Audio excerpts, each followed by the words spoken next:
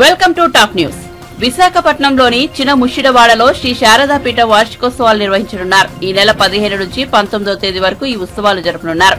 ఫిబ్రవరి 15న చండీ యాగంతో శారదా పీఠ వార్షికోత్సవాలు ప్రారంభం కానున్నాయి. చివరగా ఫిబ్రవరి 19న రాజశ్యామల యాగం నిర్వహించనున్నారు. కాగా శారదా పీఠం వార్షికోత్సవాలకు రావాలంటూ ఏపీ సీఎం జగన్ ఆహ్వానించారు. శారదాపీఠం ఉత్తరాధికారి స్వాత్మ నందేంద్ర సరస్వతి తాడేపల్లిలోని సీఎం క్యాంపు కార్యాలయానికి విచ్చేశారు. సీఎం జగన్ కు శాలువా కప్పి సత్కరించి తీర్థ ప్రసాదాలు అందించారు. అనంతరం శారదాపీఠం వార్షికోత్సవ ఆహ్వాన పత్రికను అందజేశారు. కాగా సీఎం జగన్ వార్షికోత్సవాల చివరి రోజున విశాఖ శారదాపీఠానికి వచ్చి రాజశ్యామల యాగంలో పాల్గొంటారని తెలుస్తోంది.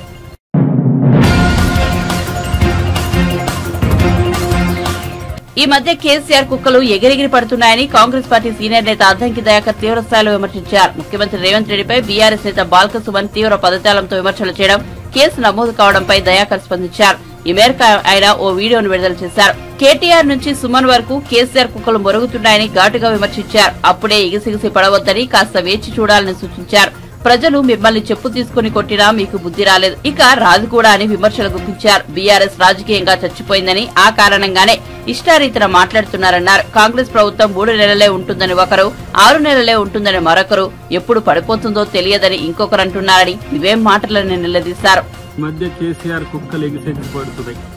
కేటీఆర్ నుంచి మొదలు పెడితే సుమన్ దాకా కొంచెం ఆగుర్రా నాయన, ఎందుకు ఎగిసెగిసి పడతారు? మిమ్మల్ని ప్రజలు చెప్పులు తీసుకొని కొట్టినా ఇంకా మీకు బుద్ధి రాలే, ఇంకా రాదు కూడా. ఎందుకంటే ప్రజల్ని దోచుకునే దొంగలకు పరిపాలన ఏంటి, దానికి సంబంధించిన అంశాల్లో ఏ విధంగా ముందుకు పోవాలని కనీస ధర్మం తెలియక మీరు ఇలా రాజకీయంగా చచ్చిపోయింది. ఇక అది పట్టలేక ఒకడేమో 3 నెలలు ఉంటుంది అంటాడు, ఒకడేమో 6 నెలలు ఉంటుంది అంటాడు, ఒకడేమో ఎప్పుడు పోద్దో తెలియదు అంటాడు. ఇలా మీ కామెంట్స్కి రెచ్చిపోకపోవడం వెనుక ముఖ్యమంత్రి ఒక వ్యూహం ఏందో, ప్రజల ముందు మిమ్మల్ని ముద్దాయిగా పెట్టాలని చేస్తున్న ప్రయత్నం ఏందో మీకు అర్థం కావట్లేదు. 2 నెలలకే తట్టుకోలేకపోయే పరిస్థితి మీకు వచ్చిందంటే మీరు ఎంత ఫ్రస్ట్రేషన్లో ఉన్నారో అర్థమవుతుందిరా భయ్.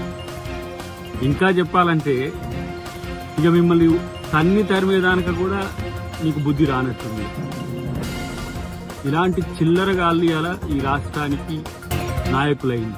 ఇలాంటి చిల్లరగాళ్ళు ఇలా తెలంగాణను పాలించి నాశనం చేసింది. ఒక్కొక్కరిని తెలంగాణ నుంచి తరిమి కొట్టే పరిస్థితులు వస్తాయి, గుర్తుపెట్టుకోండి. తస్మాత్ జాగ్రత్త.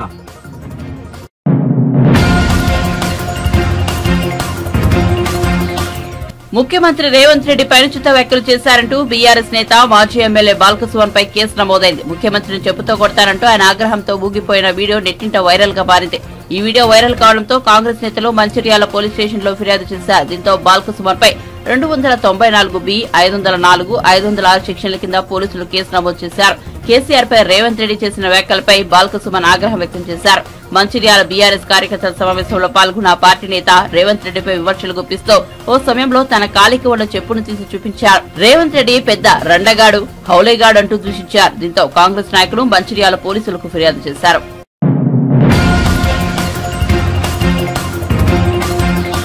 వైఎస్ వివేక హత్య కేసులో నిందితుడిగా ఉన్న అవినాష్ రెడ్డి బెయిల్ రద్దు చేయాలని కోరుతూ వైఎస్ సునీత వేసిన పిటిషన్పై సుప్రీంకోర్టులో విచారణ జరిగింది. ఏప్రిల్ 22 తర్వాత వాదనలు వింటామని జస్టిస్ సంజీవ్ ఖన్నా, జస్టిస్ దీపాంతర్ దత్తా ధర్మాసనం తెలిపింది. ఏప్రిల్ 22 లోపు వాదనలు వేయడం కుదరదని చెప్పింది. ఆలోగా కేసు డైరీ వివరాలను తమ ముందు ఉంచాలని సీబీఐని ఆదేశించింది. కేసు డైరీ మొత్తాన్ని డిజిటలైజ్ చేయాలని ఆదేశాలు జారీ చేసింది.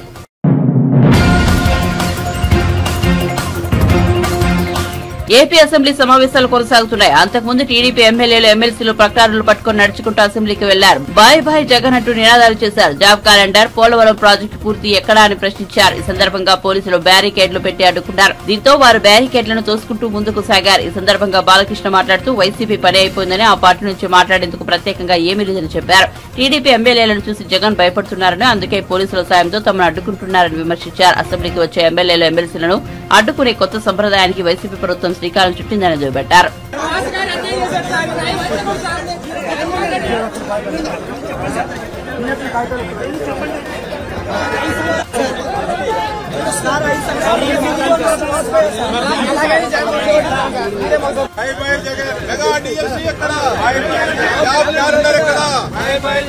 స్టీల్ ప్లాంట్ ఎక్కడ?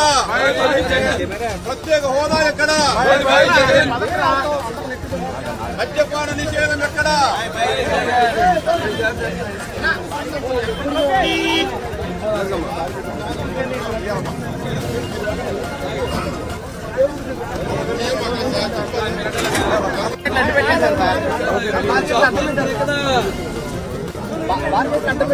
ప్రత్యేక హోదా ఎక్కడ? పోలవరం ఎక్కడ?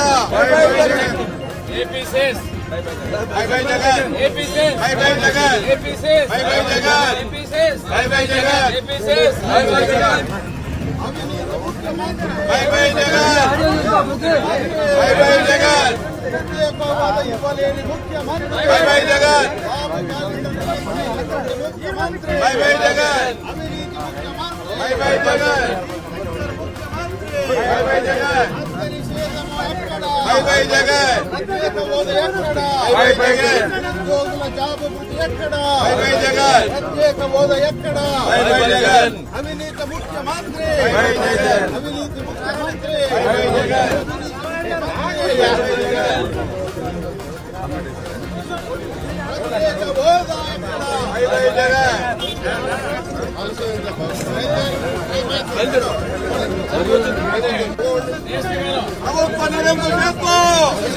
ప్రభుత్వ నిరంకుశత్వం We want justice. We want justice. We want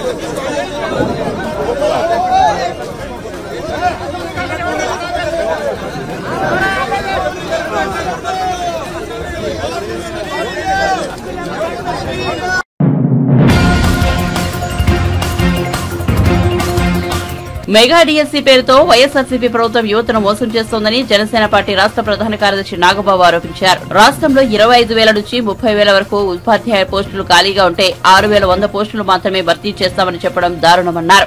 మంగళగిరిలోని జనసేన కేంద్ర కార్యాలయానికి వచ్చిన డిఎస్సీ అభ్యర్థులతో ఆయన మాట్లాడారు.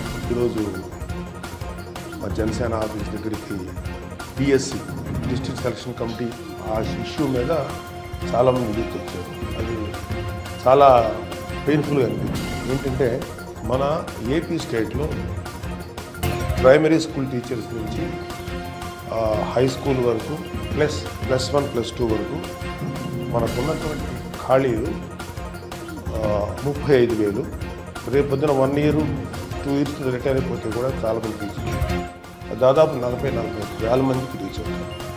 రాజశేఖర రెడ్డి గారు వాడిన కాన్సెప్టే జగన్మోహన్ రెడ్డి గారు మెగా డిఎస్సీ రిలీజ్ చేస్తాం అంటే 30,000 పోస్టులకి టీచర్లు భర్తీ చేస్తాం అనేటువంటి మాట చెప్పారు. జరిగిపోయి ఇంచుమించు 5 సంవత్సరాలు పూర్తిగా వస్తున్న తరుణంలో మొన్న ఒక 6,000 మందిని అనౌన్స్ చేశారు. ఇది 6,000 అంటే 35,000 పోస్టులకి 6,000 మంది అనౌన్స్ చేశారు. వీళ్ళందరూ కూడా ఈ కుర్రవాళ్ళందరూ కూడా ఒక qualified TET teacher eligibility test pass అయిన వాళ్ళు ఇంచుమించు 10 లక్షల మంది ఉన్నారని వాళ్ళు చెప్తున్నారు. ఒక 50,000 లక్ష అటు ఇటు కూడా 10 లక్షల మంది ready to write the exam DSC exam రైట్గా రెడీ ఉన్నారు. అయితే ఇంచుమించు 5 ఏళ్ళ నుంచి వెయిట్ చేస్తున్నారు. వీళ్ళందరూ పిల్లలు కూడా రాసి రెడీ అయ్యి ఇంట్లో తల్లిదండ్రులకు భారం అవుతున్నాం అనే బాధ వాళ్ళలో అట్ ద సేమ్ టైం మేము ఇంకా మాకు జాబులు రావట్లేదని కళలు అవుతున్నారు. వీళ్ళందరూ యంగ్స్టర్స్. బాధ అనిపించింది ఏంటంటే వీళ్ళందరూ కూడా మనస్ఫూర్తిగా ఇంచుమించు వీళ్ళల్లో డిఎస్సి అనే ఆశ చూపించినందుకు జగన్మోహన్ రెడ్డి ఇంచుమించు ఒక 7-8 లక్షలు ఆ రోజుల్లో 6 లక్షల మంది ఉన్నారు. 6 లక్షల మంది ఇంచుమించు 5 లక్షల మంది పైగా చాలా మా లైఫ్లు మారిపోతాయి, మా జీవితాలు మారిపోతాయి అనే దీంట్లో వైసీపీని గెలిపించారు. ఇవాళ గెలిపించిన వాళ్ళని ఉపయోగపడాలి. ఎవరికి ఉపయోగపడిన ప్రభుత్వం ఎందుకని వయసు అయిపోతుంది, ఇంకా తల్లిదండ్రులు భారంగా అయిపోతున్నారు అనే బాధ యూత్లో ఎంత ఉంది. సో నాకేమంటే 35,000 పోస్టుల్లో నువ్వు 6,000 పోస్టు అనౌన్స్ చేసి 1,600 కర్నూలుకి ఇచ్చి మిగతా అన్నీ ఇచ్చారు. అది 8,000 మొత్తం 8,000 మంది ఇచ్చారు. 6,100లో 1,600 కర్నూలుకి ఇచ్చారు, మిగతా ఏదో కొంత సర్దారు. సో అది ఎంతమందికి ఇస్తారు? ఈ వెయిటింగ్ ఏమో 35,000 పోస్టులు ఉన్నాయి, 10 లక్షల మంది రాయటానికి రెడీ ఉన్నారు. మీరు 6,000 మందికి ఇచ్చారు. 6,000 మందిలో ఎప్పుడు ఇస్తారు, ఏం చేస్తారు? డెఫినెట్గా ఇది మేము ఎంతవరకు చేయగలుగుతాం అంతవరకు చేస్తాం. జనసేన టీడీపీ అలయన్స్లో మేము ఎంతవరకు చేయాలో మనస్ఫూర్తిగా చేస్తాం. 10 లక్షల మంది మేము చూడాలి. 10 లక్షల మంది వెనకాల ఉన్నటువంటి ఓ కుటుంబాన్ని చూస్తాం. 10 లక్షల కుటుంబాలు, అందులో కనీసం 35,000 కుటుంబాలు బాగుపడతాయి. మిగతా వాళ్ళు క్వాలిఫై కాకపోవచ్చు. ఈ కుర్రలందరూ ఏం చేస్తున్నారు? గత 5 సంవత్సరాల నుంచి వస్తుంది జాబ్ అని చేసి మరి బతుకు తెరువు కోసం వీళ్ళు కూలి పనులకు వెళ్ళటం, లేకపోతే ఇంకేదన్నా వరి కోతలకు వెళ్ళటం, విద్య బోధించడానికి ముందుకు వచ్చిన యూత్ యంగ్ టీచర్స్ వీళ్ళు అక్కడికి రిస్ట్రిక్ట్ అయిపోతే యూత్కి ఎవరు జ్ఞానం బోధిస్తున్నారు, ఎవరు బోధించారు? సో ఇదంతా మాకు చాలా డిస్టర్బ్గా అనిపించింది. బయటకు వచ్చినప్పుడు వాళ్ళందరినీ చూసి నాకు బాధ అనిపించింది. డెఫినెట్గా బాబు మీ యొక్క అప్పీల్ని కానీ దేనైనా సరే నేను ప్రెసిడెంట్ గారి దగ్గర తీసుకెళ్తాను, అలయన్స్ ప్రభుత్వం దగ్గర తీసుకెళ్తాను. డెఫినెట్గా రాబోయే జనసేన అలయన్స్ ప్రభుత్వంలో మా వరకు మీకు ఎంతవరకు న్యాయం చేయగలం అంతవరకు న్యాయం చేస్తాం. మేమేంటంటే మీ ఎవరైతే 10 లక్షల మంది ఉన్నారో క్వాలిఫై అయిన వాళ్ళు, మేము మిమ్మల్ని ఓటర్గా చూస్తున్నాం, మనుషులుగా చూస్తాం. So you try to understand what is our perception towards people. మనుషులుగా మేము ఎంత గౌరవిస్తూ తీసుకుంటాం. సో మీరేం చేస్తారు అనేది మీ వ్యక్తిగత ఇష్టం. బట్ జనసేన టీడీపీ అలయన్స్ ప్రభుత్వం వచ్చింది డెఫినెట్గా దీన్ని అడ్రస్ చేయాలని చెప్పి నేను గట్టిగా పోరాడుతాను. అయితే మీ తరఫున నేను పవన్ కళ్యాణ్ గారు చాలా పెద్ద మనసు ఉన్న వ్యక్తి, ఆయన మిమ్మల్ని అర్థం చేసుకొని నేను కోఆపరేట్ చేశాను. ఓకేనా? థ్యాంక్ యూ బాబు.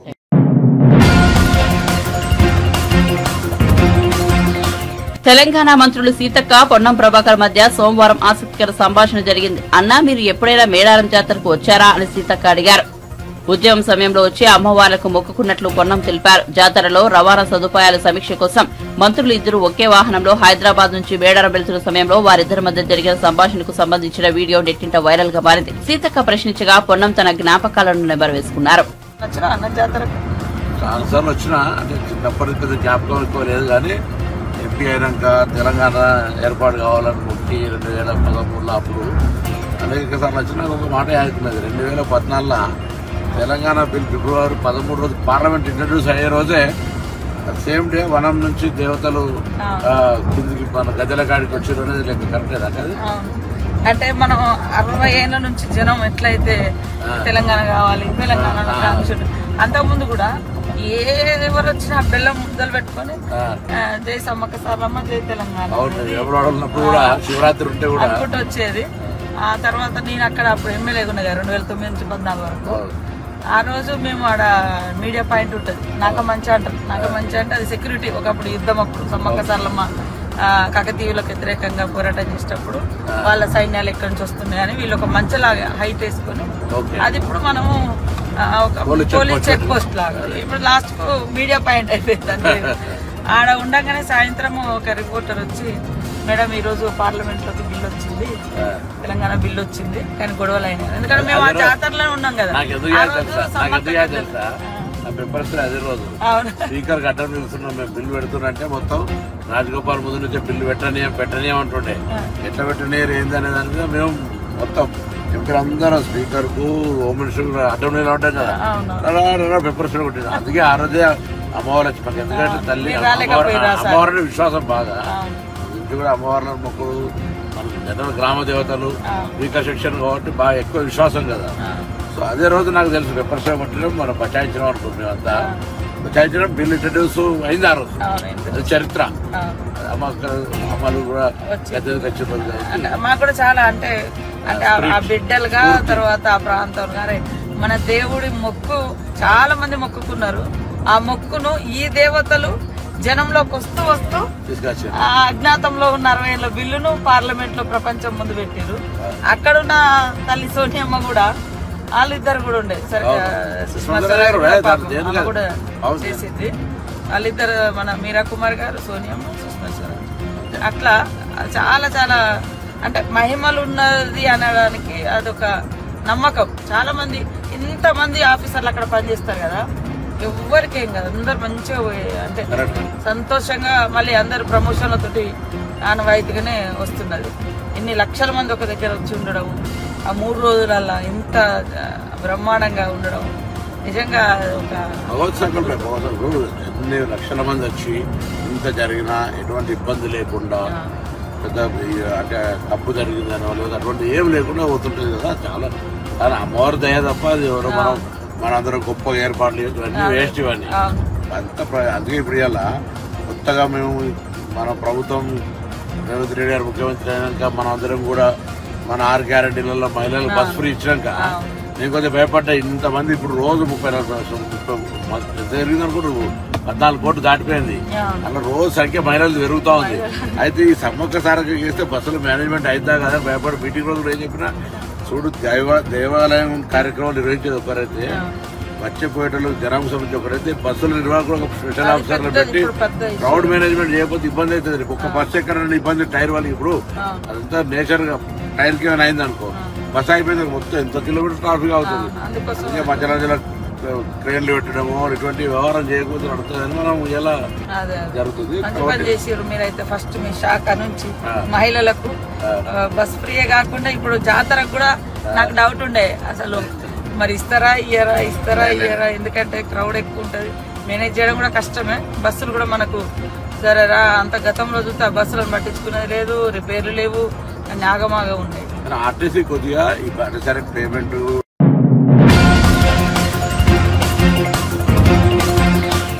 నాడు ఎన్నికల్లో లబ్ధి పొందాలన్న ఉద్దేశంతోనే కాంగ్రెస్ పార్టీ ఉమ్మడి ఆంధ్రప్రదేశ్ ను అశాస్త్రీయంగా విభజించిందని వైసీపీ ఎంపీ విజయసాయిరెడ్డి ధ్వజమెత్తారు. కాంగ్రెస్ పార్టీ ఏపీకి కోలుకోనేంత నష్టం కలిగజేసిందని, అందుకే 2014 ఎన్నికల్లో ఆ పార్టీకి నోటా కంటే తక్కువ ఓట్లు వచ్చాయని అన్నారు. ఆంధ్రప్రదేశ్ రాష్ట్రం పట్ల చేసిన మోసానికి ఆ శిక్ష పడిందని, కాంగ్రెస్ కు ఆ శిక్ష సరిపోదని, ఇంకా శిక్ష పడాలని అన్నారు. రాష్ట్రపతి ప్రసంగానికి ధన్యవాదాలు తెలిపే తీర్మానంపై రాజ్యసభలో చర్చ సందర్భంగా విజయసాయిరెడ్డి వ్యాఖ్యలు చేశారు. ఏపీ పాలిట అసలు విలన్ కాంగ్రెస్ పార్టీయేనని, ఏపీకి 10 ఏళ్ల పాటు ప్రత్యేక హోదా ఇస్తామని నాటి ప్రధాని మన్మోహన్ సింగ్ రాజ్యసభలో చెప్పారని, కాంగ్రెస్ కు నిజంగానే చిత్తశుద్ధి ఉంటే విభజన చట్టంలో ప్రత్యేక హోదా అంశానికి ఎందుకు స్థానం కల్పించలేదని విజయసాయిరెడ్డి సూటిగా ప్రశ్నించారు. విభజన చట్టంలో ప్రత్యేక హోదా అంశాన్ని చేర్చడం చేతగాని కాంగ్రెస్ పార్టీ ఇప్పుడు తమను ఎందుకు నిందిస్తోందని ఆగ్రహం వ్యక్తం చేశారు. has been compared with that of the misrule of Congress party between prior to that till 2014. That is 2004 to 2014, the dark rule of Congress party.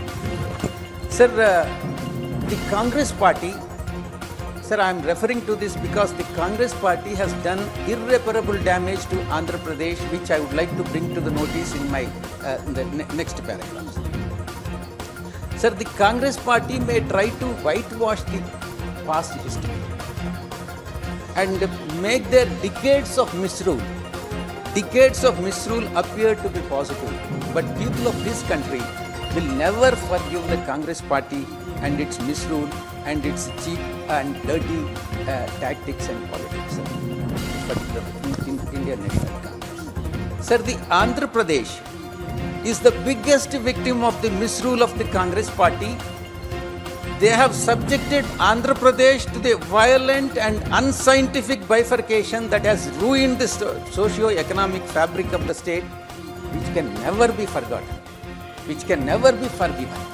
And people, I am telling you, sir, people of Andhra Pradesh will never forgive Congress party, and it is only the Congress party has gone into the history books, and it will never be able to come back to power in Andhra Pradesh.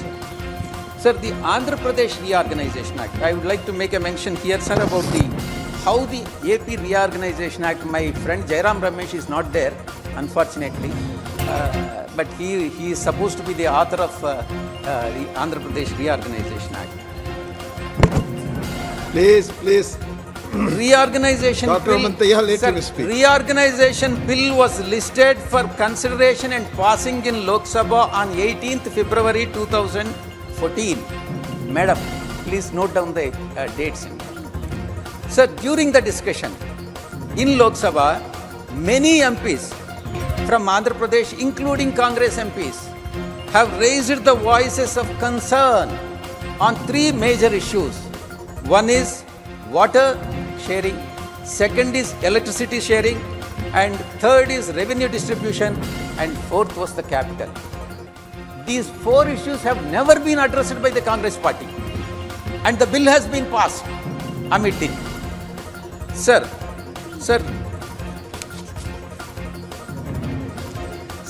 instead of giving a concrete reply for the discussion, these problems, the Congress steamrolled the bill. In fact, they have brushed aside everything. And even the concerns that have been raised by their own MPs, Congress MPs, have been brushed aside. And unfortunately, it has gone into the annals of the history. During that Congress rule, all the doors of Lok Sabha have been closed and cut off. Live telecast has been cut off, and the house has been sealed, and the bill has been passed amid it. So this is how they have ruled the country, and this is how the bills have been passed during 2004 and 14, which can never be forgotten, and it is there in the history. Sir. Numerous demands, sir, in the course of discussion, numerous demands for division.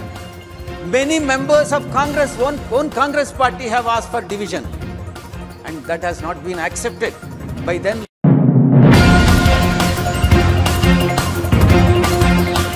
ముఖ్యమంత్రి రేవంత్ రెడ్డి నిర్వహించిన press meet లో తమ party అధినేత కేసీఆర్ పై వ్యక్తిగత దూషణలకు దిగారని, CM స్థాయిలో ఉండి ఇలా మాట్లాడడం ఏమిటని బీఆర్ఎస్ సీనియర్ నేత సిద్దిపేట ఎమ్మెల్యే హరీష్ రావు మండిపడ్డారు. తెలంగాణ భవన్ నిర్వహించిన మీడియా సమావేశంలో ఆయన మాట్లాడుతూ, ముఖ్యమంత్రి రేవంత్ రెడ్డి మీడియా సమావేశంలో మితిమీరిన అహంకారం, అబద్దాలు, అర్ధసత్యాలు, సంస్కారం లేని భాష, వికారమైన ధోరణి, వితండవాదం ఇవి తప్ప ఏమీ కనిపించలేదన్నారు. ఒక రాష్ట్ర ముఖ్యమంత్రిగా ఉన్న రేవంత్ రెడ్డి ఇలా మాట్లాడడం ఏమిటి అని అందరూ ఆశ్చర్యపోయారన్నారు. రాజకీయాల్లో వ్యక్తిగత దూషణలు ఉండవద్దని, విలువలు పెంచేలా ఉండాలని ఈ కార్యక్రమంలో పాల్గొన్న వెంకయ్యనాయుడు, చిరంజీవి సహా పలువురు వ్యక్తులు సూచన చేశారని, కానీ వారి సమక్షంలోనే రేవంత్ రెడ్డి దారుణంగా మాట్లాడారని విమర్శించారు. తెలంగాణ సాధించిన తెలంగాణ తొలి ముఖ్యమంత్రి కేసీఆర్ పై వ్యక్తిగత దూషణలకు దిగారన్నారు. నీ పరిస్థితి ఎట్లుందంటే చోరు ఉల్టా కోత్వాల్కు డాంటే అన్నట్టు దొంగతనం చేసిన దొంగనే దొంగ అని గట్టి గట్టిందట. నీ తీరు గట్టున్నది. ఎవరు ఇప్పుడు అర్థమవుతుంది. ఇంతకంటే సాక్ష్యాధారం ఏం కావాలి? జీవో ఎప్పుడు వచ్చింది, మేము రాజీనామాలు ఎప్పుడు చేసినాము, అసెంబ్లీలో కొట్లాడింది ఎవరు, ఇంతకంటే సాక్ష్యాధారాలు ఏం చూపించాలి? అంటే నువ్వు ఈ రకంగా ఇలా ఒక తప్పుదో పట్టించే విధంగా అర్ధ సత్యాలను, అబద్ధాలను ఒక ముఖ్యమంత్రి అయి ఉండి సచివాలయం నుంచి మాట్లాడటం తగునా అని చెప్పి నేను అడుగుతాను. ఇక మూడో విషయం, సాక్షి దినపత్రిక. అందరికీ న్యాయం చేస్తాను. సాక్షి, అది రీడ్ అవుట్. ఇందులో సాక్షి దినపత్రికలో ఈరోజు గత ఏడాది మే 19న జరిగిన కృష్ణా బోర్డు 17వ సమావేశంలో ప్రాజెక్టులు అప్పజెప్పేందుకు ఒప్పుకుంటూ కేసీఆర్ స్వయంగా సంతకాలు చేశాడు. ఇప్పుడే చదివాను 17వ బోర్డు మీటింగ్ మీకు. 17th బోర్డు మీటింగ్ బయట. ఇందులో సరే మొదలేమో అప్పజెప్పడానికి నిర్ణయం అయింది, దాని మీద కేసీఆర్ సంతకం పెట్టిండు అన్నారు. సరే, ఇందాక నేను చదివిన అప్పజెప్పడానికి నిర్ణయం కాలేదు. అప్పజెప్పకుండా తెలంగాణ నుంచి ఆ రోజు హాజరైనటువంటి స్పెషల్ చీఫ్ సెక్రటరీ గారు పేరా నంబర్ 17.11లో ఏం చెప్పారో చెప్పాను. నేను మళ్ళీ చదువుతాను.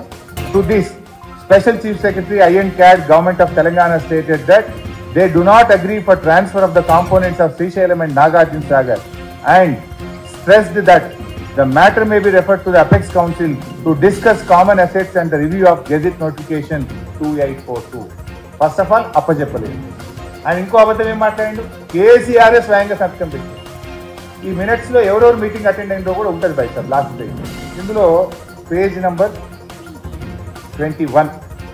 ఇది list of the participants of the 17th meeting of Krishna river management board held on 10th May 2023. ఇందులో ఎవరు అటెండ్ అయ్యింది? కేఆర్ఎంబికి వెళ్ళి Nandakumar chairman, Raipur member secretary, ఇట్లా ఒక 29 మంది కేఆర్ఎంబి పేర్లు. Government of Andhra Pradesh Shashi Bhushan IAS, Narayana Reddy 12 పేర్లు ఇంజనీర్లు అయ్యారు. Government of Telangana doctor Rajat Kumar IAS special chief secretary, C Muralidhar ENC, Mohan Kumar chief engineer, ఇట్లా 29 మంది తెలంగాణకి వెళ్ళి ఎవరెవరు పాల్గొన్నారో ఇంట్లో ఉన్నారు. కేసీఆర్ మీటింగ్కే పోలే. మీటింగ్లు ఎవరు పాల్గొన్నారో ఇందులో ఉన్నది. ఈ ముఖ్యమంత్రి కేసీఆర్ సంతకం పెట్టిన పచ్చబద్దాలు మాట్లాడితే ఇంతకంటే జూటాకోరు ముఖ్యమంత్రి ఇంకోళ్ళు ఉంటారా? అబద్ధాలు ఆడడానికి కూడా హద్దు పద్దు ఉంటుందండి. ఇట్లా అబద్ధాలు ఆడండి. మీటింగ్లు ఎవరు పాల్గొన్నారో ఉన్నారు కదా. ఆయన గారు అంటాడు కేసీఆర్ సంతకం పెట్టిండు అంటాడు. ఇది సాక్షి దినపత్రికలో వచ్చిందనిగా మీకు చెప్పే ప్రయత్నం చేస్తాను. ఇక వెలుగు దినపత్రిక, ఇందులో విభజన చట్టంలో తెలంగాణ ప్రాజెక్టును కేంద్రానికి అప్పగించాలని ప్రతిపాదిస్తే నాడు ఎంపీగా ఉన్న కేసీఆర్ కేశవరావు గారు అడ్డుకోవాల్సింది పోయి చట్టాన్ని ఆమోదించేలా ఓటేశారు. 2.9లో చెప్తా. అసలు విభజన బిల్లు రూపొందించింది ఎవరు పైసాం? ఆనాడు అధికారంలో ఉన్న కాంగ్రెస్ పార్టీ. విభజన బిల్లును ప్రధానంగా జయరాం రమేష్ గారు, చిదంబరం గారు, దిగ్విజయ్ సింగ్ గారు, ప్రణబ్ ముఖర్జీ గారు వారి పర్యవేక్షణలో ఆ రోజు ఏపీ రీఆర్గనైజేషన్ యాక్ట్ బిల్లు రూపొందించబడ్డది. అఫ్కోర్స్ ఇది రేవంత్ రెడ్డి గారికి తెలిసే అవకాశం లేదు. ఎందుకంటే ఆయన అప్పుడు తెలంగాణ ఉద్యమంలో లేడు, అంతకంటే కాంగ్రెస్ పార్టీలో లేడు. ఆయన అప్పుడు తెలంగాణ రాష్ట్ర ఏర్పాటును వ్యతిరేకిస్తూ 2 కళ్ళ సిద్ధాంతంతో చంద్రబాబు నాయుడు గారు ఢిల్లీలో ఆమరణ నిరాహార దీక్ష చేస్తే ఆమరణ నిరాహార దీక్ష శిబిరంలో ఉన్నాడు రేవంత్ రెడ్డి గారు. అందువల్ల ఆయనకు ఈ బిల్లు ఎవరు తయారు చేసిండ్రు, ఈ బిల్లును ఎవరు ప్రవేశపెట్టిండ్రు అనేది ఆయనకు తెలిసే అవకాశం లేదు. కానీ కనీసం మాట్లాడేటప్పుడు తెలుసుకోవాలి కదా బయట. ఆ బిల్లు ఏంటిది? ఏపీ రీఆర్గనైజేషన్ యాక్ట్, తెలంగాణ రాష్ట్ర ఏర్పాటు మీద లోక్సభలో పెట్టే బిల్లు అది. ఆ బిల్లులో ఎక్కడో ఒక దగ్గర కేఆర్ఎంబి అనేది ఒక పారాగ్రాఫ్ ఉండొచ్చు. మొత్తం 4 కోట్ల తెలంగాణ ప్రజలు లోక్సభలో తెలంగాణ బిల్లు పాస్ అవుతుందా పాస్ కాదా అని ఉత్కంఠతతో, నరాలు దిగే ఉత్కంఠతతో రాష్ట్ర ప్రజలందరూ చూస్తూ ఉంటే తెలంగాణ ఆమోదానికి కేసీఆర్ ఓటు వేయాలన్నా వద్దా? ఏ వితండవాదం ఇది? బిల్లు తయారు చేసింది కాంగ్రెస్ పార్టీ, బిల్లును ప్రవేశపెట్టింది కాంగ్రెస్ పార్టీ, బిల్లును ఆమోదించింది కాంగ్రెస్ పార్టీ. మీకు లేదా బాధ్యత? మరి మీకు లేదా బాధ్యత? మా మీద ఏదో నువ్వు బురద తల్లి ఒక వితండవాదాన్ని నువ్వు పెట్టి అసలు ఆ బిల్లు దేంది? తెలంగాణ రాష్ట్ర ఏర్పాటును చేస్తూ లోక్సభలో పెట్టిన బిల్లు. అందులో ఏమేమి కాంపోనెంట్లు 10 కాంపోనెంట్లు ఉన్నాయి. ముందు తెలంగాణ రాష్ట్రం తీసుకోవాలన్నా మేము దీనికోసం ఆగాలన్నా? మోర్ దాన్ దట్ బిల్లు తయారు చేసింది కేసీఆర్ తయారు చేస్తాడా, ప్రభుత్వం తయారు చేస్తుందా? ఆనాటి కేంద్ర ప్రభుత్వం తయారు చేస్తుంది. అందరికీ తెలుసు జయరాం రమేష్ తయారు చేసిండని. కానీ దాని ఏదో కేసీఆర్ చేసిండు అనే విధంగా మా మీద బుద్ధి చల్లే ప్రయత్నం.